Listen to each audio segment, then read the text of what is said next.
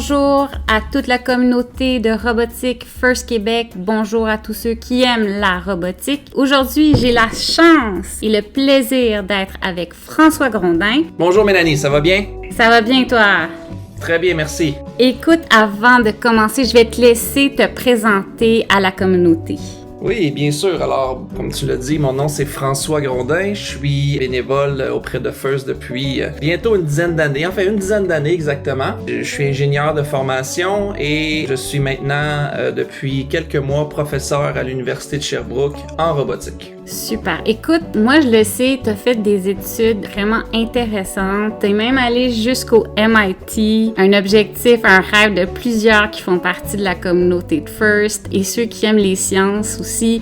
Peux-tu nous parler un peu de ton parcours académique, s'il te plaît?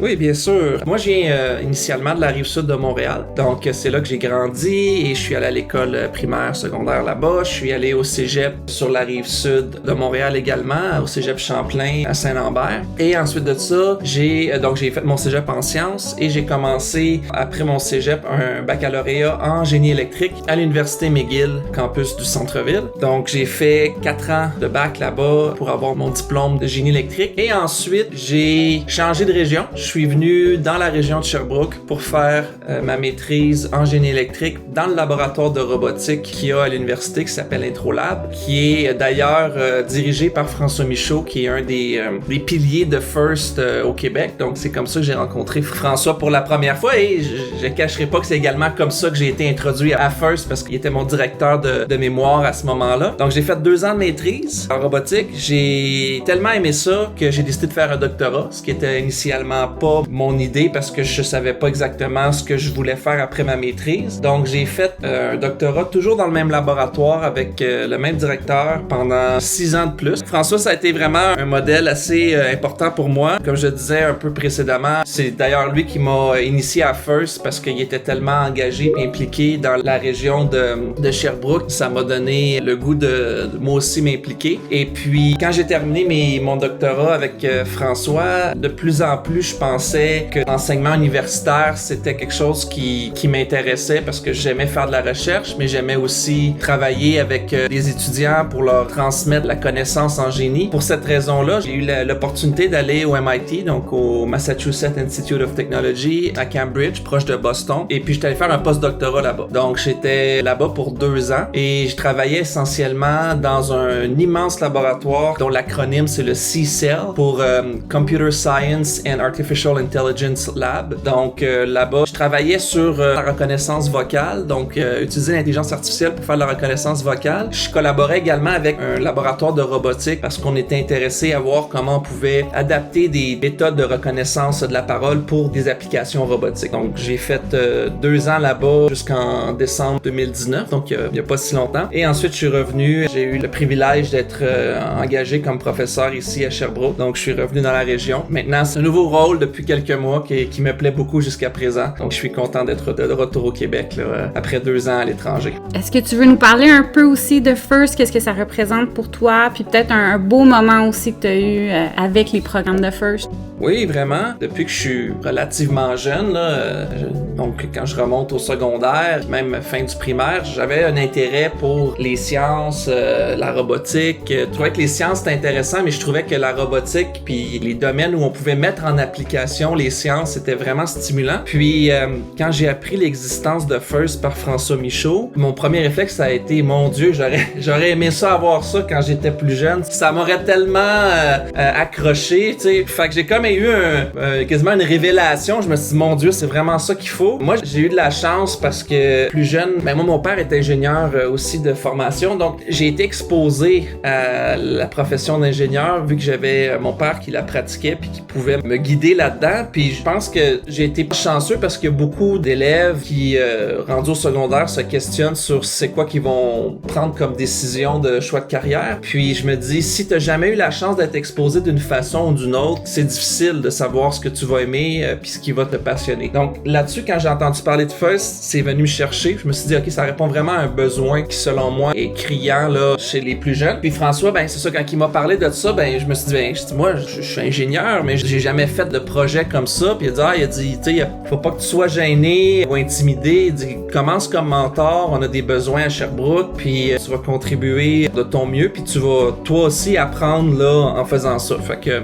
j'ai commencé comme mentor auprès d'écoles dans la région de Sherbrooke, parce qu'au début, on n'avait pas encore de festival de robotique à Montréal. On avait quelques équipes à Sherbrooke, puis quelques équipes à Montréal, puis on allait à Toronto pour la compétition régionale, qui était celle qui était la plus proche. Donc, le programme prenait place, si on veut. Donc, j'ai commencé comme mentor, puis j'ai appris beaucoup plus que je pensais. Puis j'ai été vraiment impressionné parce qu'il y avait des jeunes qui en étaient à leur première ou leur deuxième année, puis vraiment leur niveau de compréhension de ce qui se passait, les idées qu'il y avait, leur débrouillardise, c'était vraiment pour moi une belle surprise de voir que ça provoquait autant d'engagement avec les plus jeunes. Donc j'ai été mentor de plusieurs écoles pendant 6-7 ans, et puis ensuite de ça, à travers ça, j'ai commencé à m'impliquer. On a eu le festival à Montréal qui a commencé, puis là je me suis dit je peux peut-être également faire ma part comme bénévole, parce que tout prenait place, puis là moi j'étais dans ceux qui avaient une certaine expérience en tant que mentor. Donc j'ai été impliqué comme arbitre, j'ai été impliqué comme responsable, assistant responsable du terrain. J'ai fait différents rôles là, où les besoins se situaient, puis j'ai toujours adoré chacun des rôles que j'ai fait. Donc c'était toujours une belle expérience de se lancer dans quelque chose de nouveau. J'ai fait du bénévolat dans différents contextes. Donc je pense qu'on peut parler du bénévolat en général, c'est que les gens qui sont là, c'est toujours des gens qui sont là par choix. Donc il y a une espèce d'attitude de positivisme là, vraiment frappante. Donc t'arrives là, t'es accueilli, les gens sont de bonne humeur, il y a une bonne énergie. Fait que moi j'arrivais là, puis c'était des grosses journées parce qu'on avait l'organisation à faire, parce que les participants ils sont présents durant la journée, mais ce qu'on voit souvent pas, c'est qu'il y a des bénévoles le matin très tôt, puis le soir très tard qui coordonnent tout ça. Fait que ça faisait des grosses journées, on était fatigués, mais malgré la fatigue physique, on en sortait quasiment énergisé parce que c'était vraiment stimulant. Fait que moi je le recommande à tout le monde qui veut essayer. C'est vraiment une belle expérience. Puis à travers tout ça, ce qui est intéressant aussi, c'est que j'ai même amené mes parents. Mes parents me voyaient aller là-dedans, puis ils sont rendus retraités maintenant, donc au niveau des disponibilités durant la semaine, c'était rendu plus facile, puis ils sont dans la région de Montréal. Fait que éventuellement, j'ai amené mon père comme juge, vu qu'il est ingénieur, ça l'intéressait beaucoup. J'ai été moi-même juge avec lui une année. Ma mère, qui vient d'un autre domaine complètement, elle est arrivée, elle voulait être sur le terrain, puis voir les jeunes avec leurs robots. Fait qu'elle s'est impliquée comme aide sur le terrain pour réinitialiser le terrain. Fait que c'était vraiment intéressant parce que j'ai comme indirectement amené du monde à s'intéresser à ça, juste parce que ils m'ont vu faire, puis ils ont vu que c'était intéressant, puis ça leur a tenté aussi. Puis l'autre chose que j'ai eu la chance de faire, c'est qu'avec une de mes amies et collègues, Geneviève Miron, on a fondé ce qu'on appelle Robot en Senteur. À l'époque, on se disait, il y a Robot in 3 Days aux États-Unis qui est comme un grand succès parce qu'on voit des ingénieurs ou des étudiants en génie fabriquer un robot en 3 jours, puis ça donne des idées aux équipes. On s'est dit c'est dommage, il y en a pas au Canada, puis il y en a surtout pas en français non plus. Donc on a une belle communauté, on a un beau savoir-faire, fait qu'on a décidé de partir cette initiative-là, puis on s'est dit on va aussi focusser sur l'aspect, si on veut, éducatif, c'est-à-dire que on va vraiment y aller avec des pistes de solutions où est-ce qu'on va fabriquer un robot qui est forcément pas complet, mais on va essayer différentes pistes de solutions pour la problématique, pour le défi de l'année en cours. Puis on va espérer que ça va soulever des discussions auprès des équipes, puis ils vont en arriver à choisir leur propre concept unique, peut-être inspiré de certaines idées qu'on a eues, mais on va essayer d'éviter de converger vers une solution spécifique, puis on va plutôt explorer des pistes. On s'est lancé à l'aventure là-dedans, on a réussi à ramasser des pièces à droite à gauche de différentes équipes parce qu'il fallait qu'on s'équipe comme une vraie équipe de robotique, puis les pièces sont assez dispendieuses puis difficiles à obtenir parfois. Fait que ça a été quand même la première année, je dirais que ça a été un gros engagement, mais ça a bien fonctionné, on a eu des bons retours. Puis là, ce qui est formidable, c'est que maintenant, l'initiative continue, puis il y a des étudiants qui prennent la relève en génie à Sherbrooke. Puis cette année, il y avait même une initiative à la Polytechnique, donc ça fait des petits. Souvent, ces jeunes-là ont passé à travers les programmes de FIRST, c'est ça qui est fantastique. Exactement. Puis faut dire que on avait le support de Robotique FIRST Québec qui a vraiment contribué au succès aussi de l'initiative. Fait que on avait une belle opportunité parce qu'on a une belle structure au Québec. Donc, je pense que c'est important de le souligner. Là, sans le support d'un organisme comme First Québec, c'est le genre d'initiative qui, selon moi, serait beaucoup plus complexe à mettre en place.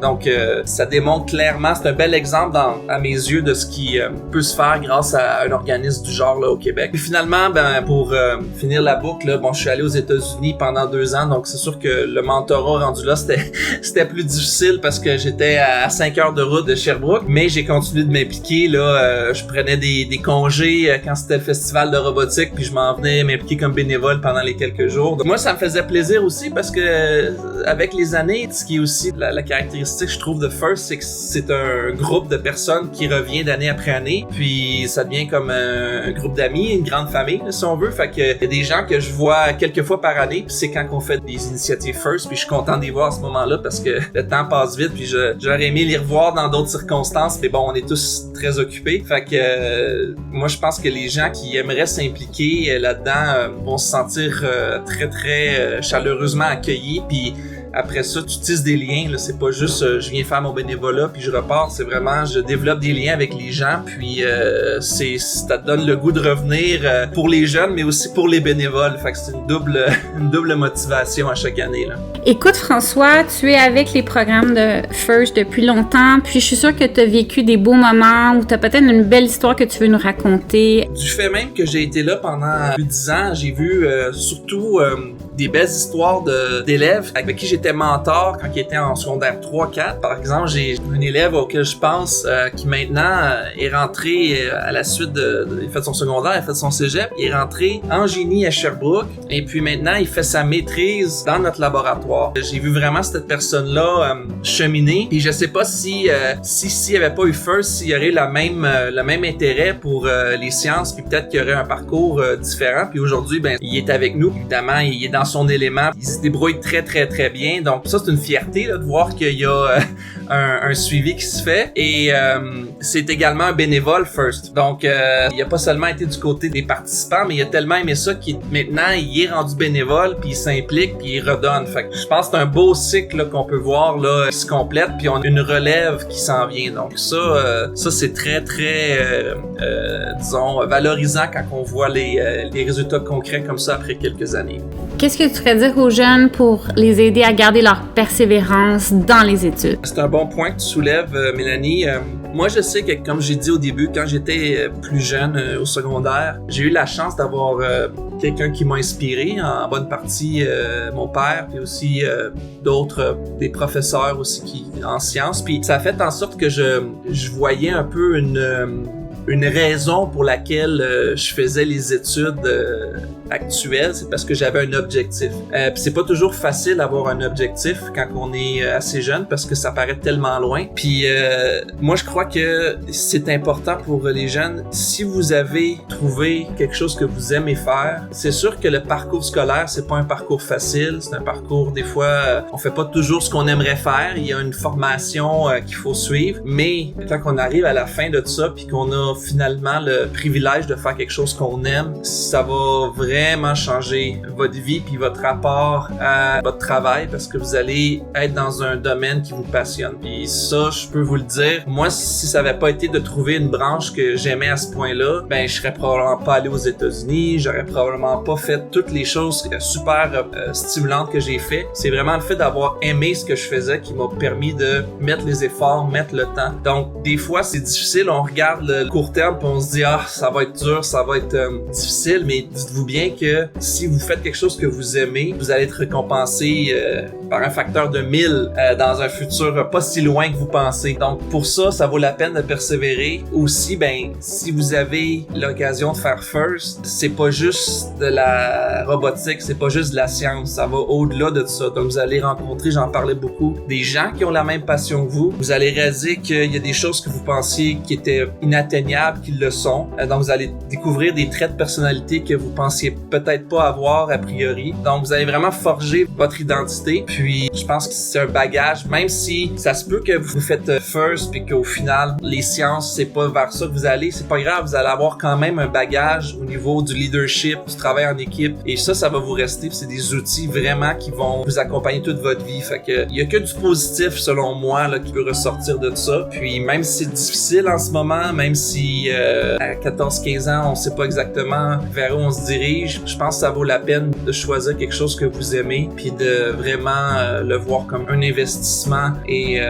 comprendre que la clé, c'est la passion de ce que vous faites. C'est ça qui va vous amener à vous dépasser. Donc, gardez ça en tête malgré les difficultés parfois du moment. François, t'es non seulement notre bénévole de l'année pour la région de Sherbrooke, t'es une personne qui vient nous dire vraiment comment tu es bien impliqué, tu es une personne dont l'implication comme bénévole est hors pair, mais t'es aussi une personne qui est inspirante, puis j'espère que les jeunes vont bien pouvoir prendre des bonnes leçons de ce que tu viens de nous dire. Je te remercie encore pour le podcast, je te remercie d'avoir pris le temps de l'entrevue. Merci, ça me fait plaisir. Une très bonne journée à tout le monde. Merci. À la semaine prochaine!